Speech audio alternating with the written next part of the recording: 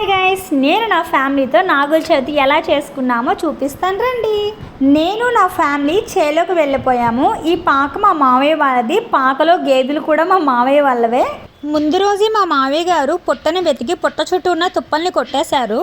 ఈ రోజు ఎర్లీ మార్నింగే మా హస్బెండ్ మా పాప లేచి పొలం దగ్గరికి వెళ్ళి పుట్ట దగ్గరికి సంబంధించిన తాటి టెంకల్లో ఉన్న గుజ్జు, చెరుకులు, పత్రి కూడా తీసుకొచ్చారు. వాళ్ళిద్దరూ వచ్చేసరికి ఇంటి దగ్గర పూజ చేసి నైవేద్యం పెట్టాను. పుట్ట దగ్గరికి కావలసిన సామాన్లు అండ్ ప్రసాదం సిద్ధం చేసుకొని ఉంచుకున్నాను. మేము చేలోకి వెళ్ళి పుట్ట దగ్గర పూజ కూడా స్టార్ట్ చేసేసాం. తెలుసు కదా పూజ ఎలా చేయాలో. పసుపు, కుంకుమ, పూలతో పూజించుకున్న తర్వాత మా హస్బెండ్ మార్నింగ్ వెళ్ళి తెచ్చాడని చెప్పాను కదా, చెరుకులు, తాటి టెంకల్లో ఉన్న గుజ్జు, నెక్స్ట్ పత్రి కూడా తెచ్చారని చెప్పాను కదా. సో వాటితో కూడా పూజించుకోవాలి.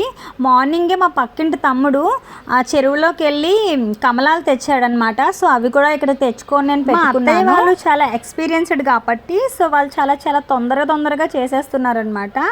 నేను మాత్రం నిదానమే ప్రధానం అన్నట్టుగా చాలా స్లోగా చేస్తున్నాను.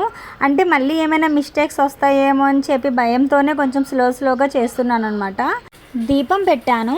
దీపం పెట్టిన తర్వాత పువ్వులతో పూజ చేసి మెడలో నాగల తువ్వాలు కూడా వేశాను. దేవుని నైవేద్యానికి అరటిపళ్ళు, కొబ్బరికాయ, చలిమిడి, వడపప్పు, నెక్స్ట్ నైటే దంచుకొని పెట్టుకున్న నువ్వుల చలిమిడి కూడా పెట్టుకోవాలి. మా హస్బెండ్ మార్నింగే తెచ్చారని చెప్పాను కదా, తాటి టెంకుల్లో ఉన్న గుజ్జు, అది కూడా దేవుని నైవేద్యంగా పెట్టాలి.